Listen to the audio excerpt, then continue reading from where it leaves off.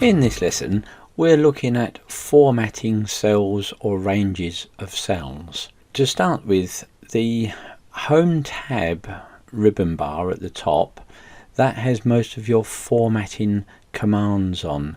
So mainly we'll be working with this particular ribbon bar, the Home tab. The commands up here are all grouped. So for example, if you look at this font group, it's named font and it's got various font commands like changing your font type and font size and colors. Then you've got alignment group, and you'll see that they're grouped together over here. Then you've got number group and so on. In these groups, if there are more commands available, then on the corner of each group you'll see a little arrow pointing down to the right.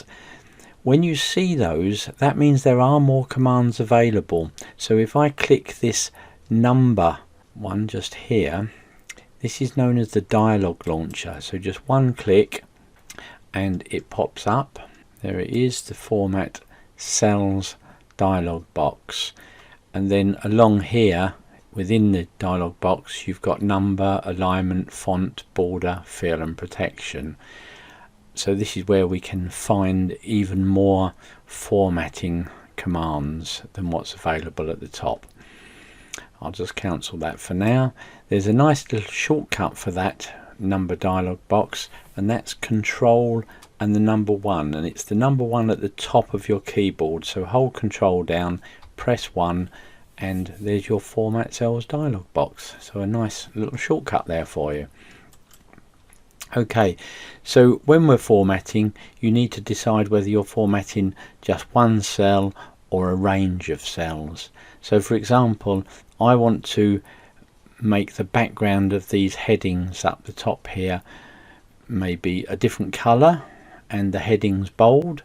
So I don't want to highlight the whole row, because if I do like this, and if I do, I'll be coloring right along to the end of the spreadsheet.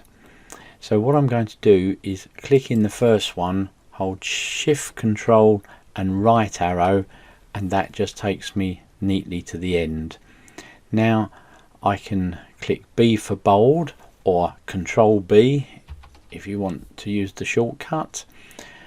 The alignment commands are just here. So I've got left align, center and right. So I'm going to click center align, and then I want to color the background.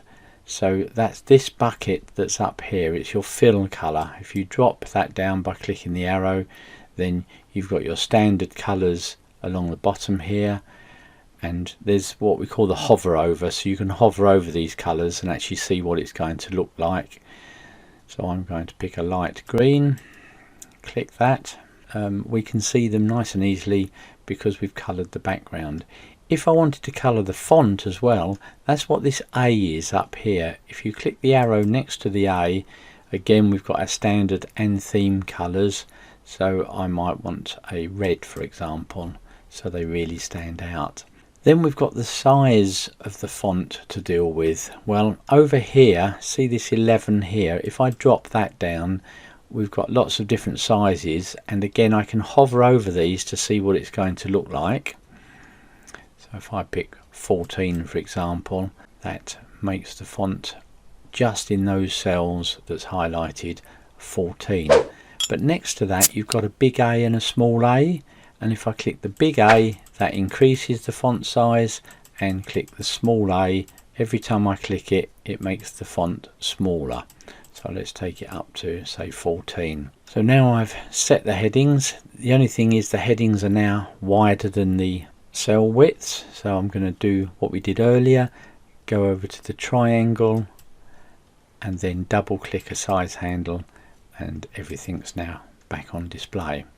Now I'm not going to go over every single command up here, because the idea of this is for you to go and have a play with it and click away without worrying about messing things up at work. But we will look at a few. So let's now have a look at the numbers. So let's say column G here, I'd like these numbers to be currency. So again, Microsoft have given us more than one way to do this, but if I highlight the column This one up here says general, this drop down box. Well, every cell is general. That means it will take anything you type into the cell. But if we drop this down, we can actually change all those cells to currency. So I'm going to click currency, and you get the pound sign. In this case, if you're doing this course from another country, it'll be whatever your local currency symbol is set to on your PC. Other way of doing this, so let's highlight column H, is to click the dialog launcher or control 1 and come down to currency on here.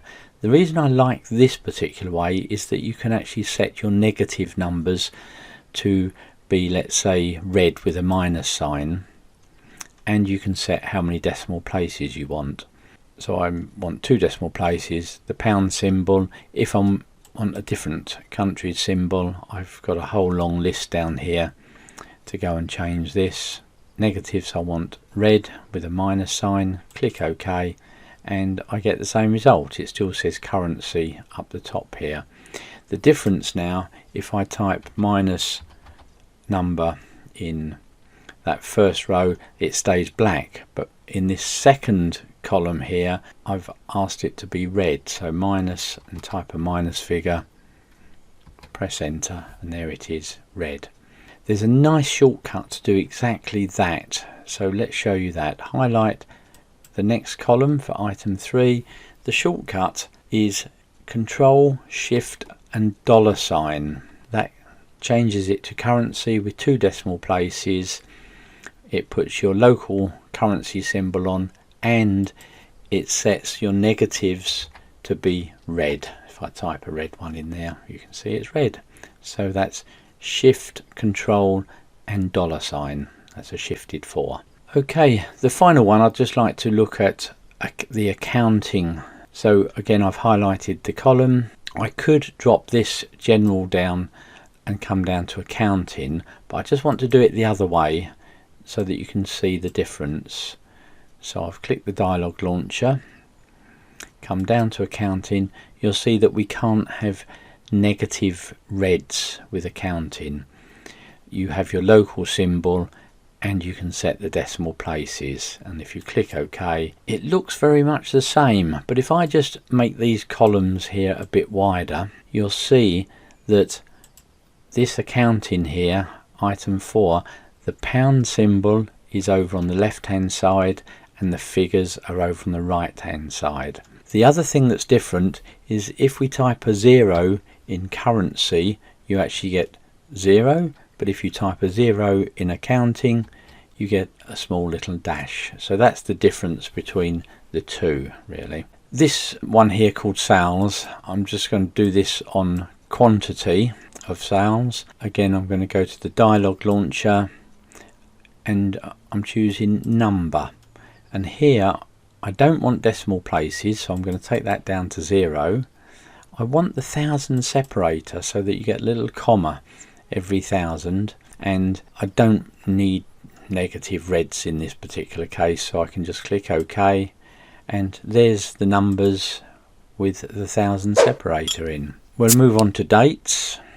Let's highlight the dates. At the moment this is in short date format, and if I drop this one down, you can see we've got short date and long date, and if I want long date, I can just click long date, and there it is in the long date format.